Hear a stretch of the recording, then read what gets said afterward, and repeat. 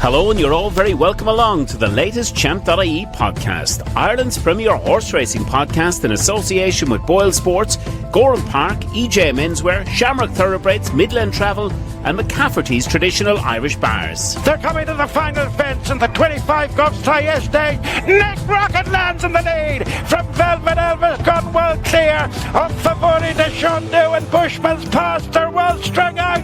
Nick Rocket on the stand side for win number 10 in the race for Willie Mullins. Enter our Champ.ie headline competition in association with Midland Travel, where you could win a trip for two to the Cheltenham Festival 2026. For a chance to win, simply subscribe to the Champ.ie podcast on YouTube if you haven't already, and scan the QR code to enter your competition details today. We look forward to discussing your weekly #5cast selections in the comment section below. Hello, and you're all very welcome along to the latest edition of the Champ.ie horse racing podcast that is, of course, the eve of Cheltenham. And we are looking forward to all 28 races in the company of Barry Doyle. And as always, Barry will be giving us his quick-fire selections to them. Barry, we'll kick it all off and we'll look at the day one. We'll kick it all off and we'll look at the Supreme, the opening race, 120 on Tuesday. Yeah, Dave, gonna try beat 15 minutes. Quick fire, 28 races. Let's go. Supreme Novices Hurdle, Dave. Yeah, 2-1. All Park Star, very, very short, Dave. You could easily make a case for 6 or 7 in the race. Sober Glory, though. I've been with this lad, not deserting him now. 14-1 each way. I think, look, he's solid bumper form last season, Dave, 4 from 4. Experience over hurdles, I think, is a big plus. But I think he's the mind to cope with. Been ridden forcefully by Ben Jones in the Supreme. I think, he's very, very straightforward individual. I think he'll relish the hill. His time that he posted at Newbury was monstrous, beating Cadastral. That is form linked in, of course, with Talk to Talk on the Irish contingent here. But I just thought in the Supreme, 14-1 each way looks the value. Old Park Star for me, Dave, too short in the opener. The Arkle, it's A or B, surely. A or B, I don't think it's an each-way race, Dave, because we only have the 7 runners here. Thought it might cut up, and with Copic the Bordeaux. I think, to be honest, Dave, he's the potential to win with his mouth open. Look at the Supreme form from last season. To me, it looks a stone better than the juvenile form. I think typically you're looking at a £10 difference over hurdles between the two. But I just think Copic the Bordeaux, what he done in the Supreme, look as well. I suppose multiple Grade 1 winners have come out of the race since. Romeo Cudio over fences, Salvador Mondi Aranci at the back end of last season. Form looks strong. Tutti Quanti was in there as well, and he's been supplemented for the champion hurdles. So over fences, we've only seen him once. To me, he looked the natural at Navan. I don't think Lalamba's looked the natural in any of his 3 starts over fences. Don't like the shape he makes over his obstacles for a 2-miler. I think he wants further. I think the first part of the race is crucial. 6-4 in Willie Mullins, we trust, Dave. Copic the Boar in the Ark, and I think he'll win it again. Third race on Tuesday, competitive handicap hurdle. Probably the most trickiest races, I think, on day one. You know, you could make a case for plenty, Dave. I think Joseph O'Brien, terrific record in the races, won 3 of the last 7. I think the Team Ireland, Dave, in terms of Irish train winners, the last 8 have been Irish trained. 2 against the field for me. I like Amez. It's not an Irish trained runner. James Owen, though, does so well with the juveniles. He's able to plot one up, Dave. And I do think, like, this horse got his runs in nice and early, first half of the season. Looks to me to be saved for this. He's rated 128. He was just touched off by Manella Studdy, who's gone on, and he's a contender for the Triumph, rated 138. He looks well handicapped. I like his style of racing. I think he'll be banged there. That's same as with Sean Bowen on board. And the other one I like, don't rule out Richie Deegan, fantastic hurler from St. Mullins back in the day, Dave. He rides one of Joseph's in the race called Dignam. Similar profile to Amez. Got his runs in nice and early in the campaign. Nicer ground will help, similar to Amez. He's, I think, priced up at 16-1. So 2 against the field, Amez and Dignam. JP surely holds all the aces in the Ultimate. Yeah, you could probably make a case, Dave, for Bodaroko and Jaguar. The one I like in the race, though, is Highland. Nicky Henderson's charge. Cheap pieces go on. He's rated 143 over fences, Dave. Now, on the face of his old form as a novice chaser, the Jukebox Man, he's a contender for the Gold Cup. I think he's second favourite, if not favourite, for the Gold Cup. He's rated 168. The nicer ground will help. He's 3 from 5, Dave, over fences at Cheltenham, or at Cheltenham, should I say, in his career. I think you need 2 things in the Ultimate. You need a bit of course form, and you need to stay well. He'll do both. Fascinating to come here with Nico de Boinville on board as opposed to going to the Kinmure, which Nicky mentioned. The ground should be fine for him. So Highland for me. One of my stronger each way plays, Dave, on race on day one at Cheltenham. The champion hurdle, you've got your wish. Lassie Mould, she lines up. She certainly does, Dave. I think, look, she's rated 159, as is the New Lion, but I think he's priced on potential. Lossiemouth has done it. She's won, she's won, is it 9 grade ones in her career, Dave? And of those 9, 4 of the 9 have been over 2 miles. So no issues with 2 miles. I think a strongly run champion hurdle is going to suit her. The ground is going to suit her as well. I think it's between the 2 Irish mares, but Lassie, it's 1-1 this season. I just think Lossiemouth at Cheltenham, she comes alive. Brighter days ahead has to prove it.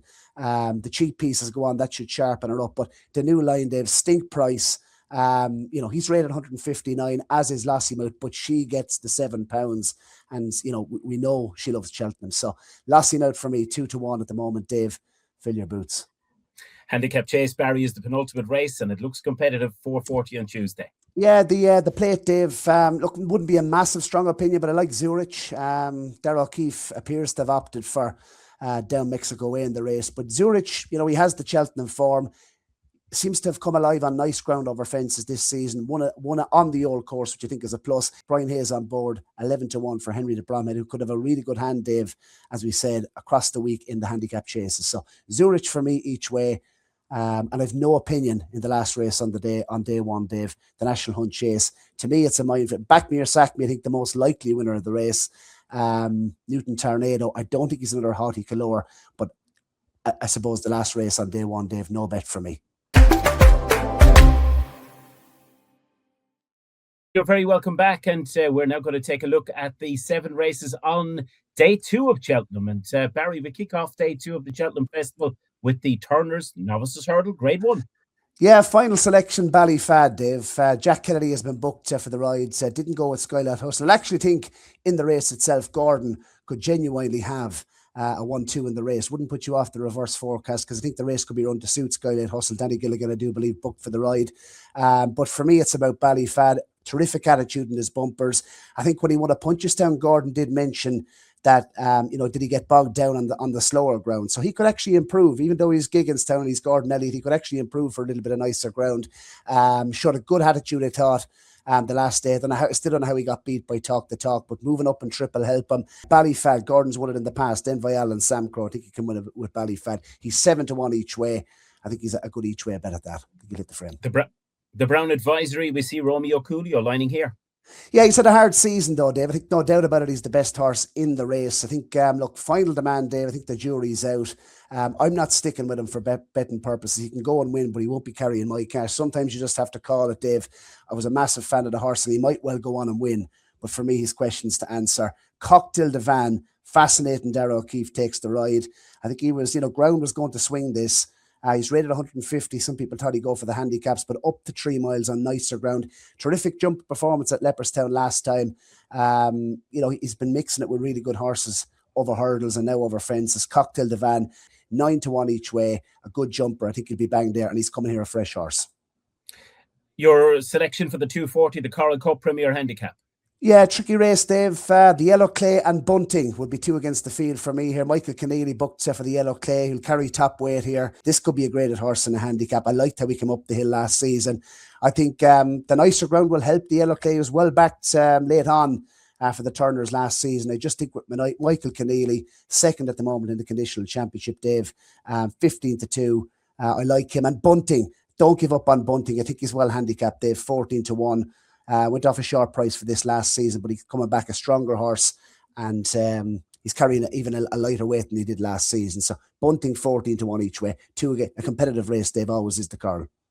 And we have a competitive cross country as well. But last week you were saying follow Keith Donoghue, and he's on board Stumptown. Yeah, he's won 5. We could build a statue about Keith Donoghue, Dave, in the inside course, or the cross-country course at Cheltenham. He's won 5 of the 7. I don't have the horse written down, Dave. I know he rides Stumptown, but if Keith Donoghue 11-4, that'll do me. No major strong opinion, but if you had to force me, Keith Donoghue, it's really hard to oppose him. He's so much experience. He's the rider to follow in the cross-country. The Champion Chase, all about Mashborough?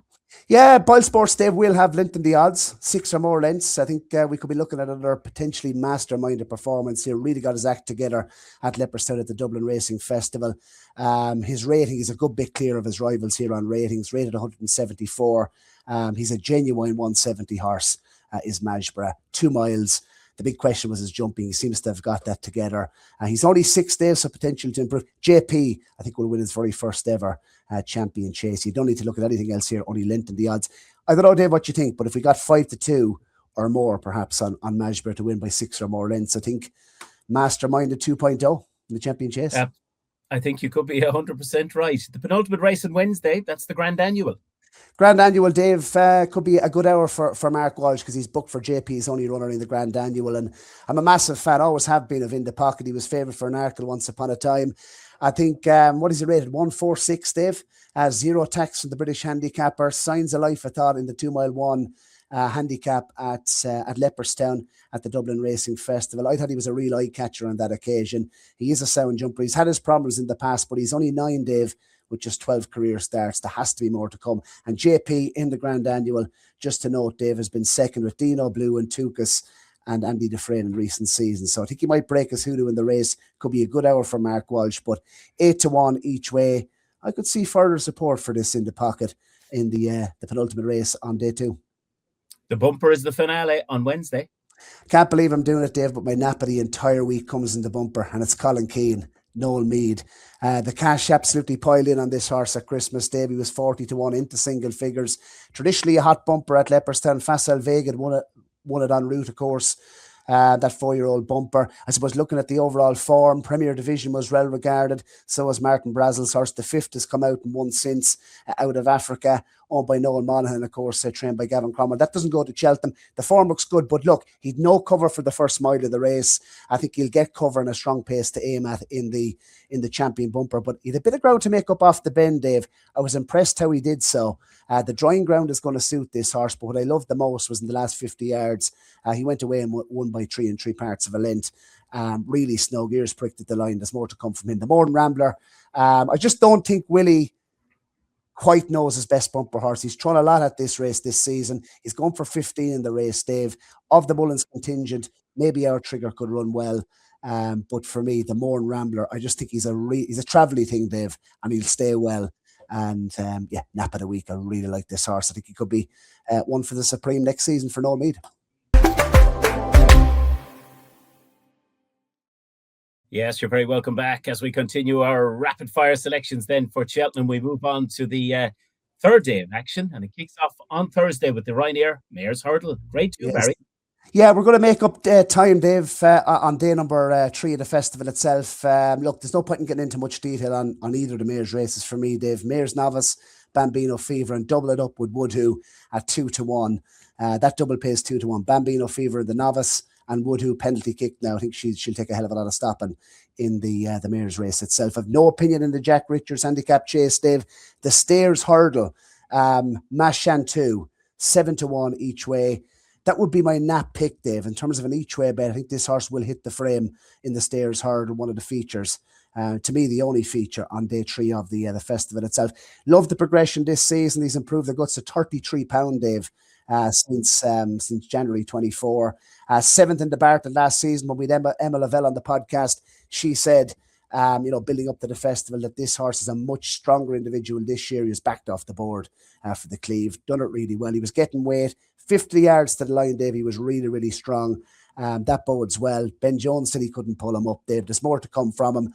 I'm taking on to you, but I think he's too short at the prices. He's been to Cheltenham 4 times and only won once. So for me, Mashan 2, good value at 7-1. I think it's a good each way bet in day 4. Day 3. What about the Ryanair at 4 o'clock? A tea break, Dave, on protest inside and work here, Dave. I think Factifile. I don't think the race should exist. I hope next year, if it was making one change to the programme, take out the Ryanair chase, similar to what they did with the 2.5 mile novice. I think it would boost up the champion chase and the Gold Cup. And I think Factifile is a horse who has the quality to be a contender in both of those races. And I think Factifile should be running in the Gold Cup. I think he'll win here. He's a genuine 170 horse here, Dave. I think he'll make a 2 from 2 in the race. But I'm going for a tea break on protest. Right, the Pertemps final, what do you like in that? Yeah, real plot job, Dave. One of my better bets is Supremely West for the Skelton team. I think he could be really well handicapped off his mark of 135. Through the form lines, got qualified early. Mashantu won that trial, of course, the Pertemps trial back in October. So he's qualified nice and early. Wasn't really put into the race. Let's call a spade, Dave, on that occasion. There is 8 mil due for Thursday. That'll help his chances looking at his pedigree. He'll come from off the pace. He'll have a strong pace to aim at. And through the form lines of Mashantu, who's improved the guts of £20 since that performance, 20 plus pounds. I just think he could be really well treated. 4-1. I think that's, look, it's short there, but I think he'll go very, very close for the Skeltons. And Let Us, the rain coming will help him. Tony's been talking about, I think he's good value for an each way bet off a low weight with Danny on board in the Pertemps itself. If he's 16-1, Let Us, he's unexposed still over the trip, and I think he'll get 3 miles and the rain will help him. So Let Us in the Pertemps as an each way play, but Supremely West, the number 1 pick. Final race is the Kinmure. No opinion. I think Dave will move on today. Number 4. At 1:20 on Friday, and we kick it all off with the Triumph Hurdle. Yes, Proactive. I thought a good super sub for Narciso has. He impressed me, Dave. They got racing a little bit, far out. I thought further out than ideal when Coombs took him on for the lead of Fairyhouse in his first start. He's a horse who I think will be really well suited, similar to Majborough was. He's a big strapping individual who will be a nice chaser in time. 3-1. Look, I would play him, Dave. I think he's a good chance here. Willie Mullins has farmed this race, of course, and I just liked how he was taken on for the lead when the others, I suppose, joined him at Fairyhouse at the turn-in, how he kicked on again, showed a good attitude. He'll only improve. So Proactive, a good super sub for Narciso has, and I wouldn't be rushing to take him on. County Hurdle. County Hurdle, all about Hello Neighbour, Dave. A Grade 1 horse in a handicap. He won a Grade 1, of course, at the Dublin Racing Festival last season. This has been the plan all season. The new course, the strong pace to aim at is going to really suit him. He'll travel away. He's a really good jumper, and we haven't seen, I suppose, anything like his best this season. This has been the plan all year, as I mentioned. Hello Neighbour, 16-1. I think for Gavin Cromwell, one of the masters of the handicap. So, yeah, be a strong each-way pick for me in the county. I think he'll be bang there. 2.5 miles then for the Mayor's Chase. Surely all about Dino Blue. No, I was questioning her stamina, I think, last season. Look, she won a week renewal, I thought, to be fair. She was turned over the season before that. 2 against the field. I know they're short enough, Dave, but 4-1 Spindleberry with the rain falling later in the week. I think, look, I'd give her one more chance. She raced against the Geldings last time. There's more to come from her. She was unbeaten over fences heading in to take on the Geldings in the Irish Gold Cup, back against her own sex here. I think she's a quality mare. She did prove she was ground versatile at Doncaster. 4-1. I'd give her a go here. And Diva Luna, Dave, the dogs are barking about her. She's 2 from 2 over fences, handles soft ground as well, and good ground. She was third in the Mayor's Novice last season. She's one, like Ben likes to talk up his horses, but he hasn't really been, I suppose, mentioning her very much. I think 8-1. 2 win bets for me, Dave, because Spindleberry disappointed last time. 2 win bets, 4-1 and 8-1. Spindleberry and Diva Luna for me in the Mayor's Chase. The Albert Bartlett Novices Hurdle, Grade 1. Espresso Milan, I think he could be a Brown Advisory horse for next year, Dave. Very, very, still very unfurnished. Like the form at Turles, where he stepped up markedly and tripped to 2 miles 6. So he's proven, over this type of distance. Won well, to be fair, over 2 miles of punches 10 in his first start. 0 from 3 for Fergal O'Brien last season in bumpers. But related to Bob Ollinger, by Milan out of a presenting mare, you couldn't have a better bred horse, Dave. Espresso Milan, 3 miles, the new course. I think he'll devour the hill. And he's 12-1 each way. I think that's a cracking each way bet on the Friday as well. I like that horse, and I think he'll go well. The showpiece of the week is the Cheltenham Gold Cup. Not quite going for a cup of tea, Dave, but I think it's really competitive. You could make a case, everything down to Spallan's Tower in the market. I think if the rain fell, he actually would have an each way chance in the race. But I suppose if you had to pin me for a selection, Django Bay, 4-1, an Arkle winner last season, all about stamina, as we saw. A good jumper, as good Cheltenham form. Ground versatile, it seems, had wind surgery in the summer. Thought the run at Ascot this year was very, very impressive. And I don't think the King George race was maybe run to suit him. So with his Cheltenham record, he has that nice blend of speed and stamina, which the good ones have for a Gold Cup. For Nicky Henderson, I think he's a big chance this year in the Gold Cup with Django Bay. And looking at his price tag, I suppose, after he won his point-to-point, he's looking a real bargain now. Penultimate race on Friday is the Hunter's Chase. Penultimate race, no opinion here, but in the Martin Pipe, Dave, the Get Out Stakes, Kellistor, for me, it's Napa Day 4. When we recorded our Jumpers to Follow video at the start of the season, I did say this was the best handicapped horse in Ireland. He's 6-1. There's money as came for him, Dave, but I think he'll go off favoured. Michael Kennedy not going to be a negative. This horse, ran down the field in the Turners last season, but has had the 5 runs to qualify. Shaped okay for a while in the Red Mills Hurdle this season, but look back at his form as a novice. Only beaten 3 lengths by Salvador Mundi, who went on to achieve a rating of a hurdles. Won a grade 1 at entry and, of course, achieved the rating in the mid-150s. So that, to me, looks good novice form from this season. I think he's well handicapped. He got £6. He got a bit of a belt now off the British handicapper, £6, but I think he could be a 150-plus horse running in a handicap off 137 with Michael Keneally on his back, 6-1, Dave. One of my stronger fancies of the week, and we might as well get on to it, Dave, because he's going to captain the team in the series, 6-1. They're the selections today. Make sure to update your portfolio. This is the final episode of the Road to Cheltenham Challenge this season. 2 selections left to put in. Kellistor, that goes in as the captain at 6-1 into the team sheet late. In the Get Out Stakes, Dave, hopefully we won't be relying on Kellistor by the time the race comes around. And Mashan too. Look, I've just been a big... I've had a lot of admiration for this horse, Dave. Similar to Paisley Park, has come through the handicap ranks for Emma Lavelle. She knows how to win the race. And I just think he's value at 7-1. I think if you're looking at the week as a whole, he will be one of the stronger British chances, I thought, in the championship races. So Mashan too, 7-1. But that concludes the series, Dave. Hopefully we got that done. Definitely under 20, I would say, if not under 25. But enjoyed that, Dave, and hopefully with some winners in there. Absolutely a great Cheltenham, and of course Boyle Sports as well. Money back on all losers in the first race every day. You need to sign up for a Boyle Extra card to avail of that offer. And of course, before we go, we want to announce the very lucky winner of the Cheltenham Challenge. And that lucky winner, many congratulations to you. Absolutely, and of course, look, VIP trip to the Boylesports Irish Grand National, Dave. Big congratulations to the winner. Get in touch via the DMs and we will organise that for you. But let's hope, Dave, that concludes another series, 12 episodes on the Road to Cheltenham Challenge. And that's, of course, for series number 6. We've been on the go a while, Dave, and in profit for 4 of the last 5 seasons, plus 22 points. Fingers crossed for those selections. Let's take a look one more time at the selections throughout the series. Guests on the right-hand side. My portfolio on the left. So hopefully, Dave, between the lot of the selections and the stakes put down, that we come out in profit once again and keep the show on the road into next season. Fingers crossed, Barry. And to all our listeners, have a brilliant Cheltenham, and hopefully you find plenty of winners this week. Now boarding the train of thought. Calling out. Injury Lane. He's 80% the best. Statminster. No, you asked me. Opinion Circus. Last Chance Cross. And Decision Time.